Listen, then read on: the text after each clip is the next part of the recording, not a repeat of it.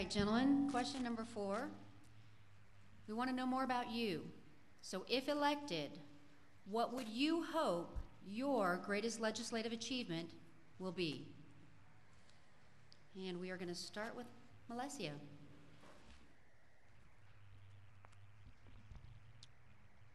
I'm running for 3 reasons. The issues that I believe have not been addressed by the current leadership: cutting spending, cutting taxes, and improving and reducing illegal immigration.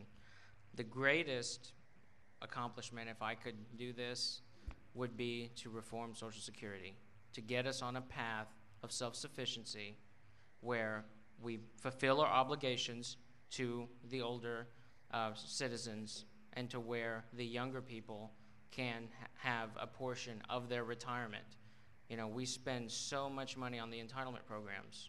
I believe we're spending more than even on defense, even during the 2 wars. That is the top issue of our nation. If we do not address that issue, we will be bankrupt. That would be my legislative dream, is to be able to address the Social Security issue, get us to where we fulfill our obligation to the seniors, but yet the young people can keep and maintain and grow a portion of their Social Security to where they can retire and to where we can eventually disband Social Security. It would take 1 or 2 generations, but eventually that would be a great goal. Thank you. Congressman?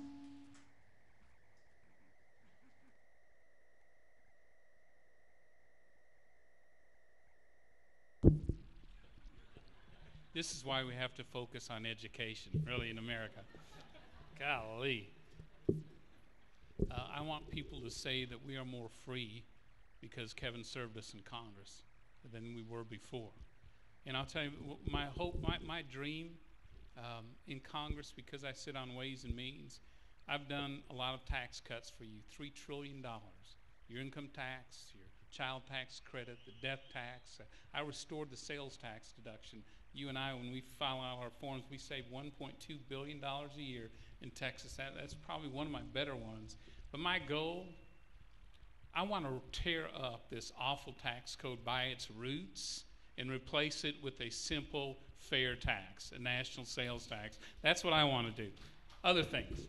I want to stop and repeal anything President Obama and this Democrat Congress does. I want to win this war on terror and bring our troops home safely. I want to balance the budget without any increases in taxes. And from Ways and Means, I want to create a business climate in America that is the envy of the world. That is the envy of the world. So if anyone hopes to create a job and reach their potential and live the dream, America will be where they can do it. Thank you. I'd like to be remembered for shrinking the size of this government. It is way too big. The first thing we have to deal with, and my number 1 priority of getting to the House would be to fix the economy, though, because we can't really talk about anything until we get ourselves fiscally solvent again. Financially solvent, we got to get people back to work. Fortunately, those 2 goals, I think, are the same track. By shrinking the size of government, cutting spending, cutting debt, paying down the debt, stop the deficit spending, stop the out-of-control growth of government, we will get to that goal of fixing the economy very quickly. We have to get government out of the way. All the bailouts, we have promised it time and time again with our Congress that we would bail out failed companies. Goldman Sachs has been 4 times in the last 25 years. It gets bigger every time. This last time around, hundreds of billions of dollars.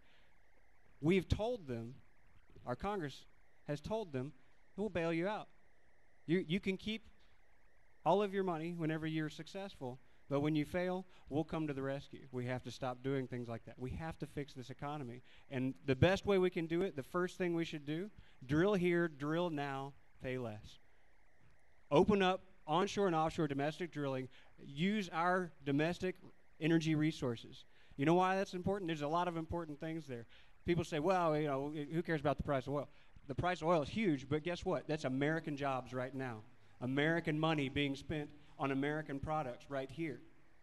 National security, we're spending billions of dollars. We send it over to Saudi Arabia, to Venezuela, to Hugo Chavez. We can cut that tap off. Stop those countries from funding terrorism. Stop those countries from coming after us. That's a national security issue. Our energy policy is important. We will put people back to work right now on American soil. It's a start. It's not the whole thing, but it's a start.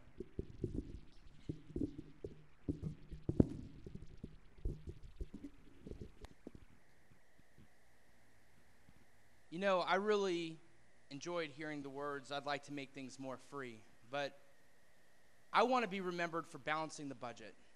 I want to be remembered as somebody who got legislation in place that says no matter what, we aren't going to run deficit spending unless we have an immediate call for war, or we have a war declared on us, or we have a national emergency. Otherwise, we need to have our budget balanced, and we need to put legislation in place now that will do that. You know, I heard a lot of talk about being more free. That does not involve ever voting for the government to step into private industry, into the private sector at all. I don't care who you are. My Constitution says that we are protected from our government, and our business practices are set by free market principles in this country. If you want to bail people out, move to another country. Please move to UK or somewhere else like France, where they like to bail out companies that are failing. In my America, we like free trade, we like free markets, we like the Constitution. I heard also some talk about drill here, drill now. I'm a big proponent of getting the drilling going. But the thing that most people don't realize about drill here, drill now is that Americans have to want to do business here in the United States. Why don't they want to do business here? Because our taxes are so absurdly high on our corporations that they want to send their business overseas. Why does Exxon do most of its business in Nigeria and West Africa? Because of the taxes. Oddly enough, even at the 90% level, we make more money there than we make here in the United States.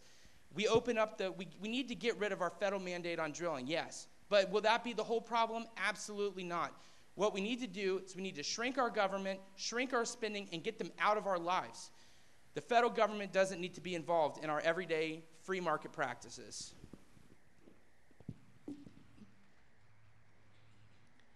Question number 5. Did I miss somebody? You sure can.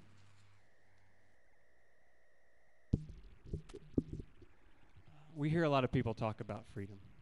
You know, we need to be more free. We need to have more, you know, we need to restore the rights. We have to protect our rights. We have to defend our freedom.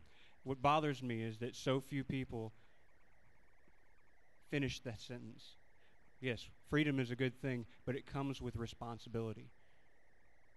We need to be self-responsible.